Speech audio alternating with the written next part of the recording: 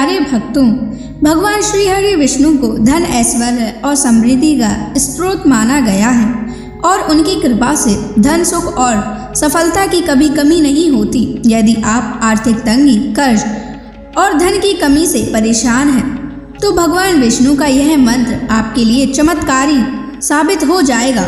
इस मंत्र के नियमित 108 बार जाप करने से व्यापार और करियर में अपार उन्नति प्राप्त होने लगेगी। घर में स्थायी रूप से लक्ष्मी का वास होने लगेगा। सभी प्रकार की नकारात्मकता और आर्थिक बाधाएं समाप्त हो जाएंगी। जो भी भक्त सच्चे मन से विष्णु जी के इस मंत्र का जाप करता है, उसे अपने जीवन में धन और सफलता की कभी कमी नहीं आती है। इसलिए प्यारे भक्तों, इस मंत्र का जाप अवश्य करें। यह मंत्र बहुत ही चमत्कारी और अद्भुत मंत्र है। इस मंत्र का प्रभाव तुरंत ही दिखाई देने लगता है। इस मंत्र को आपको नियमित 108 बार जाप करना है।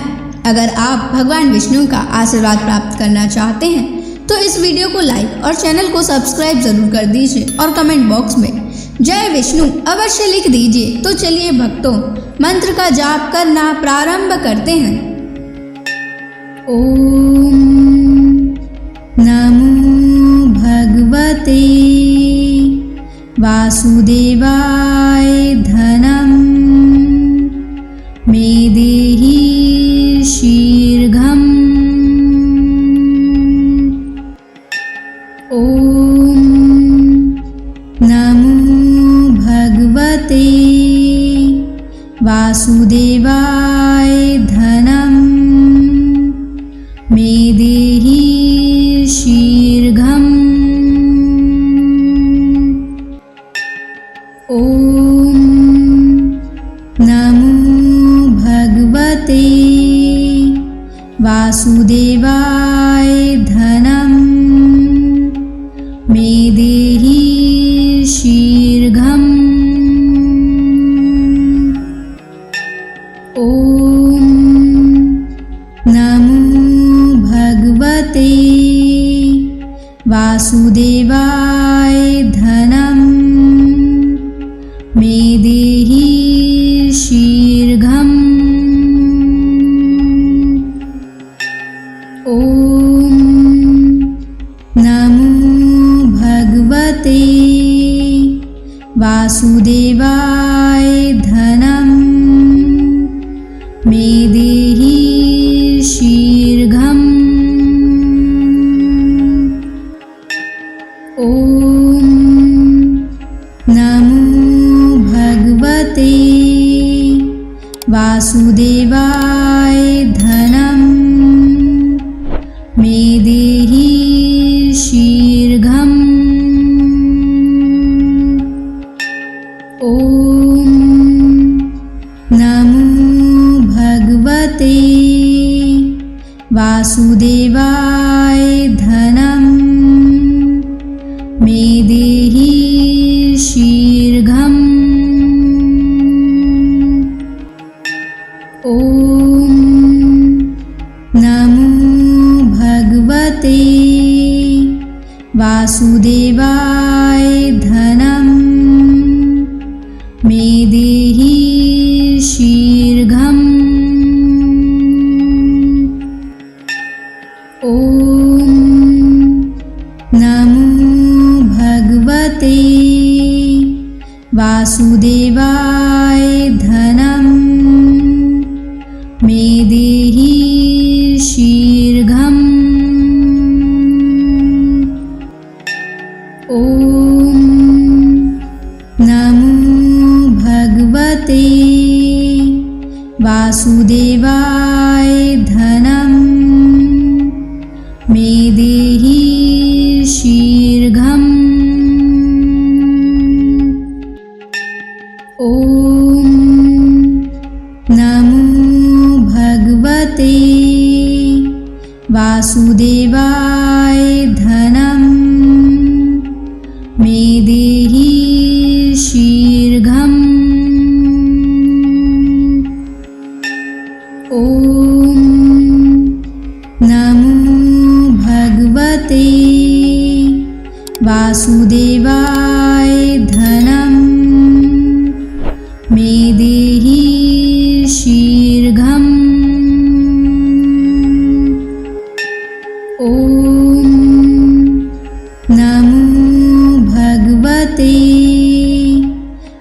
वासुदेवाय धनं मे देहि शीघ्रम्।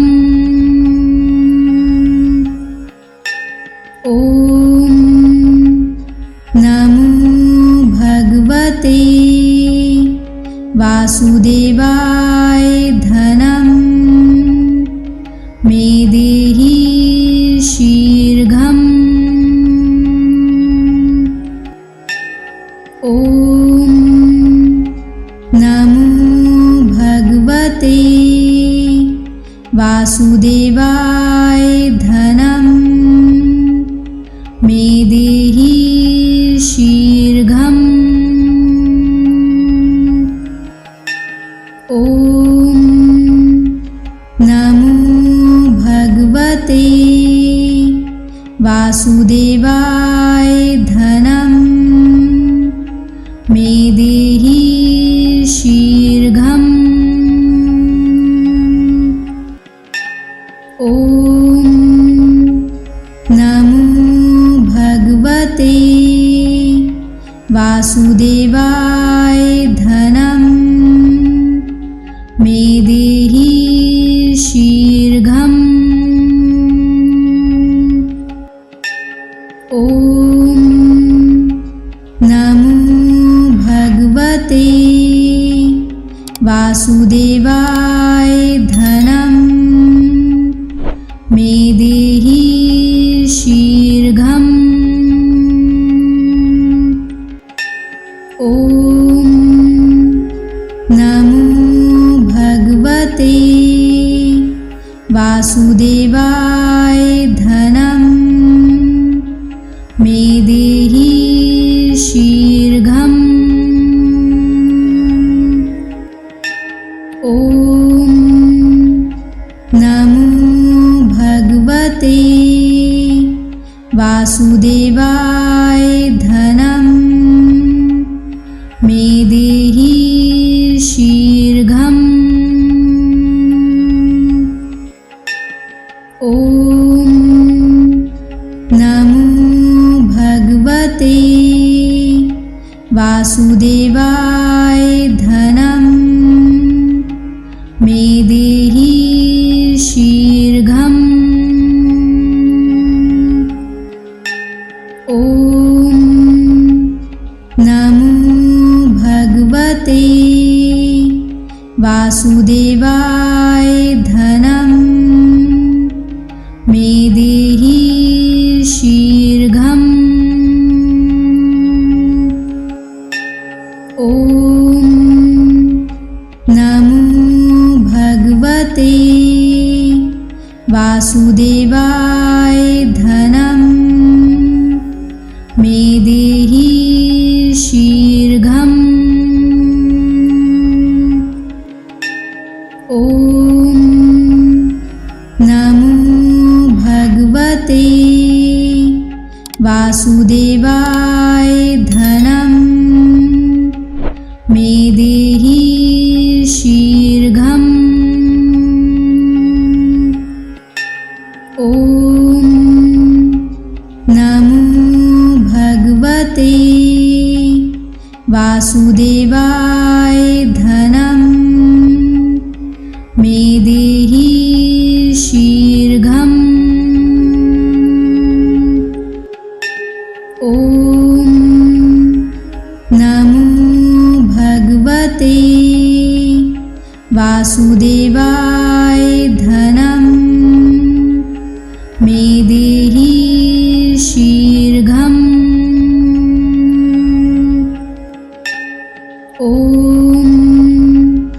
नमो भगवते वासुदेवाय धनं मे देहि शीघ्रम्। ॐ नमो भगवते वासुदेवाय धनं मे देहि शीघ्रम्। ॐ नमो भगवते वासुदेवाय धनं मे देहि शीघ्रम्। ॐ नमो भगवते वासुदेवाय धनं मे देहि शीघ्रम्। ॐ नमो भगवते वासुदेवाय धनं मे देहि शीघ्रम्। ॐ नमो भगवते वासुदेवाय धनं मे देहि शीघ्रम्। ॐ नमो भगवते वासुदेवाय धनं मे देहि शीघ्रम्। ॐ नमो भगवते वासुदेवाय धनं मे देहि शीघ्रम्। ॐ नमो भगवते वासुदेवाय धनं मे देहि शीघ्रम्। ॐ नमो भगवते वासुदेवाय धनं मे देहि शीघ्रम्। ॐ नमो भगवते वासुदेवाय धनं मे देहि शीघ्रम्। ॐ नमो भगवते वासुदेवाय धनं मे देहि शीघ्रम्। ॐ नमो भगवते वासुदेवाय धनं मे देहि शीघ्रम्। ॐ नमो भगवते वासुदेवाय धनं मे देहि शीघ्रम्। ॐ नमो भगवते वासुदेवाय धनं मे देहि शीघ्रम्। ॐ नमो भगवते वासुदेवाय धनं मे देहि शीघ्रम्। ॐ नमो भगवते वासुदेवाय धनं मे देहि शीघ्रम्। ॐ नमो भगवते वासुदेवाय धनं मे देहि शीघ्रम्। ॐ नमो भगवते वासुदेवाय धनं मे देहि शीघ्रम्। ॐ नमो भगवते वासुदेवाय धनं मे देहि शीघ्रम्। ॐ नमो भगवते वासुदेवाय धनं मे देहि शीघ्रम्। ॐ नमो भगवते वासुदेवाय धनं मे देहि शीघ्रम्। ॐ नमो भगवते वासुदेवाय धनं मे देहि शीघ्रम्। ॐ नमो भगवते वासुदेवाय धनं मे देहि शीघ्रम्। ॐ नमो भगवते वासुदेवाय धनं मे देहि शीघ्रम्। ॐ नमो भगवते वासुदेवाय धनं मे देहि शीघ्रम्। ॐ नमो भगवते वासुदेवाय धनं मे देहि शीघ्रम्। ॐ नमो भगवते वासुदेवाय धनं मे देहि शीघ्रम्। ॐ नमो भगवते वासुदेवाय धनं मे देहि शीघ्रम्। ॐ नमो भगवते वासुदेवाय धनं मे देहि शीघ्रम्। ॐ नमो भगवते वासुदेवाय धनं मे देहि शीघ्रम्। ॐ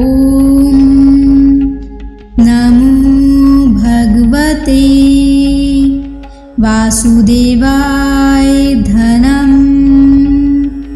मे देहि शीघ्रम्। ॐ नमो भगवते वासुदेवाय धनं मे देहि शीघ्रम्। ॐ नमो भगवते वासुदेवाय धनं मे देहि शीघ्रम्। ॐ नमो भगवते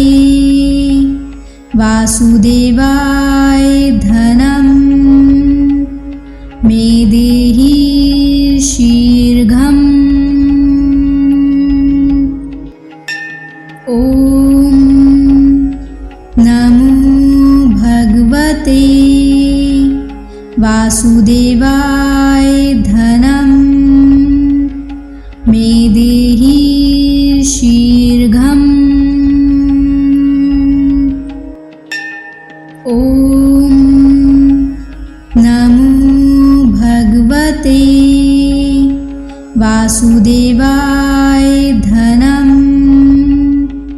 मे देहि शीघ्रम्। ॐ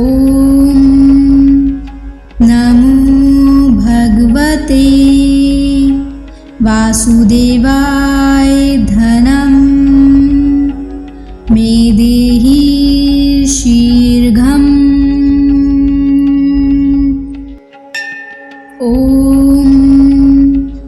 नमो भगवते वासुदेवाय धनं मे देहि शीघ्रम्। ॐ नमो भगवते वासुदेवाय धनं मे देहि शीघ्रम्। ॐ नमो भगवते वासुदेवाय धनं मे देहि शीघ्रम्। ॐ नमो भगवते वासुदेवाय धनं मे देहि शीघ्रम्। ॐ नमो भगवते वासुदेवाय धनं मे देहि शीघ्रम्। ॐ नमो भगवते वासुदेवाय धनं मे देहि शीघ्रम्। ॐ नमो भगवते वासुदेवाय धनं मे देहि शीघ्रम्। ॐ नमो भगवते वासुदेवाय धनं मे देहि शीघ्रम्। ॐ नमो भगवते वासुदेवाय धनं मे देहि शीघ्रम्। ॐ नमो भगवते वासुदेवाय धनं मे देहि शीघ्रम्। ॐ नमो भगवते वासुदेवाय धनं मे देहि शीघ्रम्। ॐ नमो भगवते वासुदेवाय धनं मे देहि शीघ्रम्। ॐ नमो भगवते वासुदेवाय धनं मे देहि शीघ्रम्। ॐ नमो भगवते वासुदेवाय धनं मे देहि शीघ्रम्। ॐ नमो भगवते वासुदेवाय धनं मे देहि शीघ्रम्।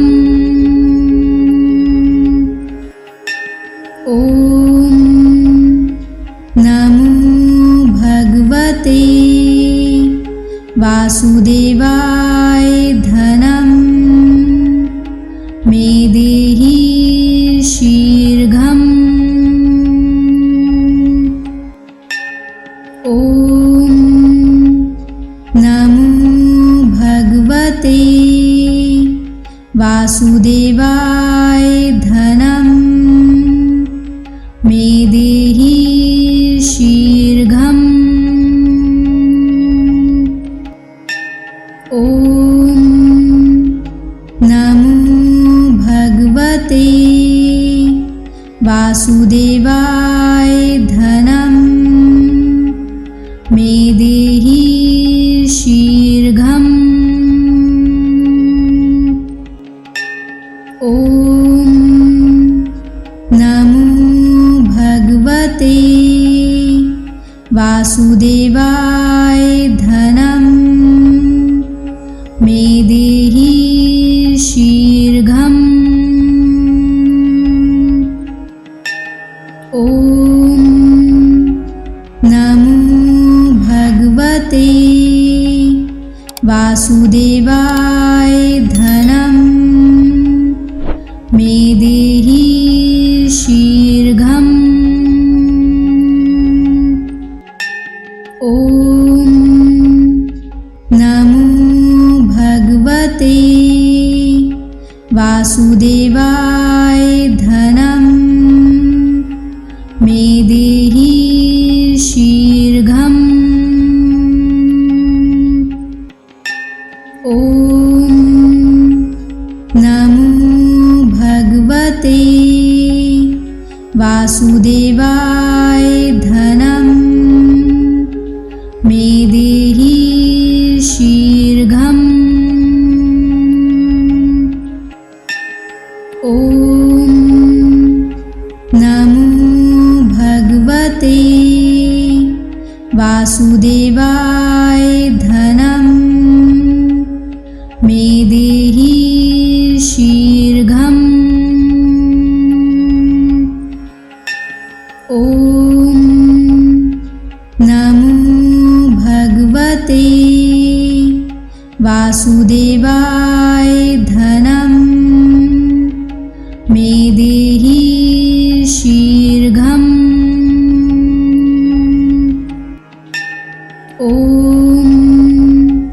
नमो भगवते वासुदेवाय धनं मे देहि शीघ्रम्। ॐ नमो भगवते वासुदेवाय धनं मे देहि शीघ्रम्। ॐ नमो भगवते वासुदेवाय धनं मे देहि शीघ्रम्। ॐ नमो भगवते वासुदेवाय धनं मे देहि शीघ्रम्। ॐ नमो भगवते वासुदेवाय धनं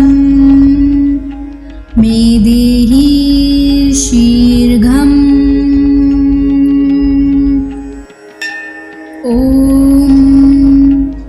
नमो भगवते वासुदेवाय धनं मे देहि शीघ्रम्। ॐ नमो भगवते वासुदेवाय धनं मे देहि शीघ्रम्। ॐ नमो भगवते वासुदेवाय धनं मे देहि शीघ्रम्। ॐ नमो भगवते वासुदेवाय धनं मे देहि शीघ्रम्। ॐ नमो भगवते वासुदेवाय धनं मे देहि शीघ्रम्। ॐ नमो भगवते वासुदेवाय धनं मे देहि शीघ्रम्। ॐ नमो भगवते वासुदेवाय धनं मे देहि शीघ्रम्। ॐ नमो भगवते वासुदेवाय धनं मे देहि शीघ्रम्। ॐ नमो भगवते वासुदेवाय धनं मे देहि शीघ्रम्।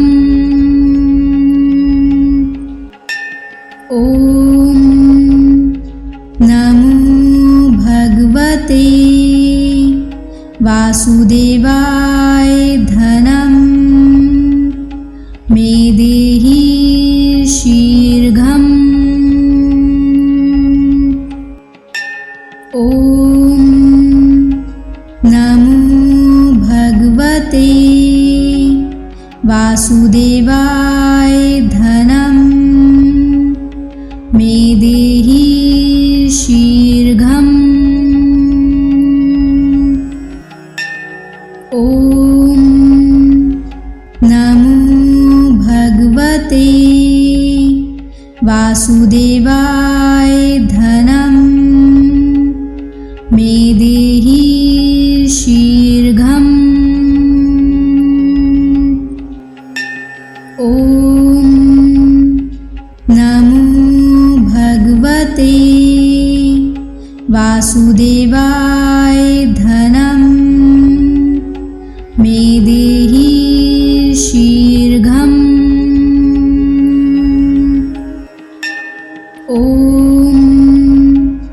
नमो भगवते वासुदेवाय धनं मे देहि शीघ्रम्। ॐ नमो भगवते वासुदेवाय धनं मे देहि शीघ्रम्। ॐ नमो भगवते वासुदेवाय धनं मे देहि शीघ्रम्। ॐ नमो भगवते वासुदेवाय धनं मे देहि शीघ्रम्। ॐ नमो वासुदेवाय धनं मे देहि शीघ्रम्। ॐ नमो भगवते वासुदेवाय धनं मे देहि शीघ्रम्। ॐ नमो भगवते वासुदेवाय धनं मे देहि शीघ्रम्। ॐ नमो भगवते वासुदेवाय धनं मे देहि शीघ्रम्। ॐ नमो भगवते वासुदेवाय धनं मे देहि शीघ्रम्। ॐ नमो भगवते वासुदेवाय धनं मे देहि शीघ्रम्। ॐ नमो भगवते वासुदेवाय धनं मे देहि शीघ्रम्। ॐ नमो भगवते वासुदेवाय धनं मे देहि शीघ्रम्। ॐ नमो भगवते वासुदेवाय धनं मे देहि शीघ्रम्। ॐ नमो भगवते वासुदेवाय धनं मे देहि शीघ्रम्। ॐ नमो भगवते वासुदेवाय धनं मे देहि शीघ्रम्। ॐ नमो भगवते वासुदेवाय धनं मे देहि शीघ्रम्। ॐ नमो भगवते वासुदेवाय धनं मे देहि शीघ्रम्। ॐ नमो भगवते वासुदेवाय धनं मे देहि शीघ्रम्। ॐ नमो भगवते वासुदेवाय धनं मे देहि शीघ्रम्। ॐ नमो भगवते वासुदेवाय धनं मे देहि शीघ्रम्। ॐ नमो भगवते वासुदेवाय